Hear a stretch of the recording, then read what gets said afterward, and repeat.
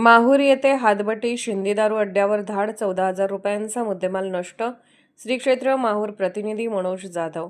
माहूर तालुक्यात बेकायदेशीर दारू काढण्याचा व्यवसाय वाढत असल्याने अशा बेकायदेशीर व्यवसायावर पोलीस निरीक्षक देविदास चोपडे यांच्या मार्गदर्शनाखाली अतिदुर्गम भागातील कसारपेठ आणि मौजे कुपटी येथे दारू गाळपण्याच्या तयारीत असलेल्या घर गोट्यावर धाड टाकून हजारो रुपयांचे मोहपूल व रसायन तसेच शिंदी दारू नष्ट करण्यात आली आहे.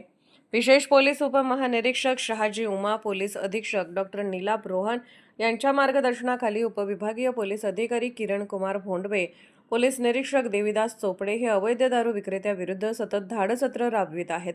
मौजे कासारपेठ येथे हातभट्टी लावण्याच्या तयारीत असल्याची माहिती मिळाल्याने पोलीस निरीक्षक देविदास चोपडे यांनी स्वतः येथील एका शेतात असलेल्या गोठ्यावर धाड टाकली असता येथे मोहपूल बनवण्याचे रसायन व साहित्य एकूण मुद्देमाल 4,000 रुपयांचा नष्ट करून एकाविरुद्ध गुन्हा दाखल करण्यात आला आहे.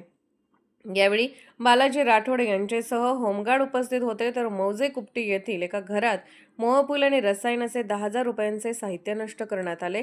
तर दुसऱ्या एका घरात केमिकलद्वारे बनवण्यात आलेली शिंदी दारू असल्याची माहिती मिळाल्याने पोलीस निरीक्षक देविदास चोपडे यांच्या मार्गदर्शनाखाली पोलीस हेड कॉन्स्टेबल प्रकाश गेडाम, ज्ञानेश्वर खंदाडे यांनी येथे धाड टाकून 5,000 रुपयांची शिंदी दारूसह रसायन साहित्य नष्ट करून दोघांविरुद्ध गुन्हा दाखल केला आहे. या कारवाईमुळे हातभट्टी व्यावसायिकांमध्ये खळबळ माजली आहे.